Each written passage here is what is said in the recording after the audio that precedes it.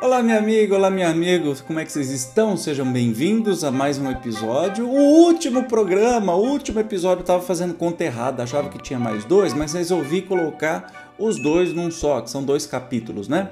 Eu tenho seguido a sequência aí dos próprios capítulos descritos no livro como programas, mas o último são apenas algumas palavras finais, então chegamos no último programa do livro Um Fluido Vital chamado Ectoplasma, do professor Dr. Mathieu Tubino. E hoje nós vamos estudar sobre o ectoplasma visível liberado pelos médiuns de materialização. Então, sem demora, vamos para o texto. Muitos perguntam qual a diferença existente entre o ectoplasma invisível, sobre o qual trata este livro, e aquele visível, que se manifesta na ocasião dos trabalhos de materialização, como o que pode ser visto, por exemplo, nas fotografias aqui mostradas. Não há muito o que falar sobre o assunto. Na minha opinião, quando o ectoplasma se torna visível e mais tangível, é porque já foi manipulado por espíritos desencarnados e pelo próprio médium, visando este efeito. Pode-se fazer uma comparação, embora grosseira, para tentar dar alguma ideia do que acontece. Pensemos na clara de ovo. Quando ela está ao natural é transparente, portanto, pouco visível. Também é difícil de pegar com a mão. Se abatemos até o ponto de neve, fica mais visível e, portanto, mais fácil de ser percebida. Também se torna mais consistente, mais fácil de pegar. Então, a diferença quando está visível ou invisível deve ser a vibração atômica ou como é uma condensação que há. Esse exemplo da clara do ovo assim é fantástica, realmente, né? A clara do ovo sozinha ela é meio que transparente, né? Você vê muito pouco e não consegue pegar com a mão. Se você bate, ela fica branca em neve, né? É que a gente chama claras em neve, né? E você consegue pegar com mais facilidade, ou seja, por que não pode acontecer um fenômeno desses com ectoplasma se acontece com a clara de ovo, né? Muito simples de entender. Outra comparação que podemos fazer é com as mudanças de estado da matéria. Por exemplo, a condensação de gás carbônico, o CO2, gasoso, invisível e impalpável, insólido, que é o gelo seco, visível e palpável, mas assim, se você apertar, vai queimar a mão, tá? Gelo seco. Outro exemplo é a condensação do vapor de água em água líquida e sua solidificação, gelo. Assim, o ectoplasma invisível pode ser transformado em visível e vice-versa num processo que não sabemos por enquanto como ocorre.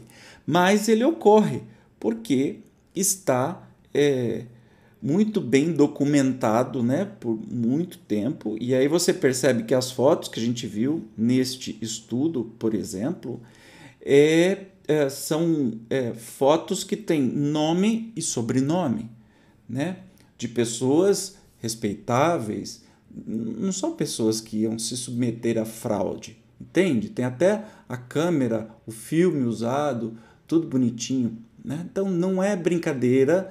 Não, mas por que não aparece em todo lugar? Por que a gente não consegue ver hoje que tem câmera em tudo quanto é lugar? Por que não consegue? Quem disse que não consegue? Só pelo fato de não estar na internet, gente séria não faria isso, né?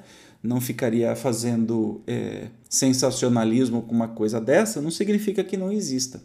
Se você quiser, você pode procurar casas espíritas que trabalham na sua cidade com materialização, com momentos de cura, não é? Então, eu sei que no Lar do Frei Luiz, no Rio de Janeiro, tem, em Rio Preto, no ABGEM tem, e tantos outros lugares tem. Obviamente que você não vai lá com um trabalho sensacionalista, você vai lá para se doar, se dedicar e também como pesquisador, tá bom? Vamos agora para mais algumas palavras, que seria o próximo vídeo, mas eu condensei nesse aqui, porque senão ia ficar 2 vídeos muito curtinhos à toa, né? Onde o professor doutor diz aí as últimas palavras antes de encerrar o livro. Vamos ver lá. Ensaiei alguns anos na indecisão, antes de me dispor a escrever o primeiro manuscrito deste livro. Inicialmente não pensava que o conjunto de informações que coletava dissesse respeito a tanta gente. Uma quantidade enorme de perguntas rondava minha mente. Muitas ainda estão sem resposta e outras novas surgem constantemente. Este conhecimento, embora parcial, é tão evidente que, algumas vezes, tinha a impressão de que se tratava de equívoco meu, de ilusão. Também, por ser tão evidente, não podia acreditar que outros autores não houvessem tratado do assunto sob o ponto de vista da saúde. Procurei e não encontrei nada além das citações feitas. Não descarto, contudo, a possibilidade de que haja informações em fontes não localizadas. Depois que resolvi escrever a experiência vivida na casa espírita, deparei-me, também, com o problema da apresentação. Como escrever? Como me fazer entendido? A que público direcionar? Foram vários os ensaios. Sei perfeitamente que o estilo utilizado não é perfeito. Não tenho o dom da escrita. No entanto, procurei escrever de tal modo a permitir ao maior número de pessoas o entendimento do assunto. Como disse no início, para entender certas coisas é indispensável ter a convicção da existência desse mundo paralelo chamado de mundo espiritual. Apresentei grande parte das observações feitas e ideias que a elas se relacionam, sem maiores pretensões. Espero, no entanto, que alguma pequena semente possa brotar destas páginas no sentido de contribuir, embora modestamente, para o entendimento e amadurecimento do ser humano. Aqueles que resolverem utilizar o que eu estou divulgando, gostaria de deixar registrada a minha opinião de que o façam com humildade, com simplicidade, com cuidado, com bom senso, com carinho, com disciplina, com honestidade, visando o bem do próximo. Não se trata de usar este conhecimento somente em trabalho assistencial gratuito. Isto pode e deve ser feito. Certamente os profissionais da saúde podem usá-lo normalmente no seu trabalho de atendimento aos doentes, por que não? Se o fizerem, que o façam segundo as recomendações acima, se quiserem obter bons resultados. No que se refere à ideia da existência de uma outra matéria, paralelamente à que todos conhecemos, como aventado em páginas anteriores, pode-se dizer ainda que o assunto é muito estimulante, amplo, difícil e de consequências imprevisíveis se confirmado. Sobre a existência desta outra matéria, há vários autores que discorrem usando diferentes modos de tratar o assunto. Devido à complexidade do tema, no entanto, o deixaremos para um futuro próximo. Fiquemos, por enquanto, com o bem-estar do ser humano, procurando entender como podemos administrar harmoniosamente este fluido vital chamado ectoplasma. Lindo, né? E eu acho que eu estou fazendo aí a função de divulgação, né, deste material maravilhoso e do próximo também, sendo feito com humildade, com nenhum outro objetivo a não ser trazer um conhecimento que seja útil para todas as pessoas, né?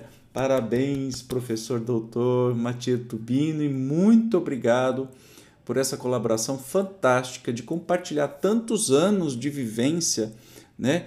Tantos questionamentos e tantas conclusões com a gente. Mesmo que não tenha todas as respostas, né? Como você mesmo disse, não existem todas as respostas, a ciência, né, está sempre aberta para novas descobertas, comprovações, e enfim, mas maravilhoso todo o material, né, que nós pudemos estudar. E eu tenho certeza que vai ser mais maravilhoso ainda o segundo livro, que ele é maior ainda, chama Saúde e Ectoplasma, também do mesmo autor, e que eu convido a você que a gente continue. No próximo episódio, vamos começar a estudar esta nova obra do mesmo tema, ectoplasma. Muito obrigado pela sua presença. Nos vemos então no próximo livro.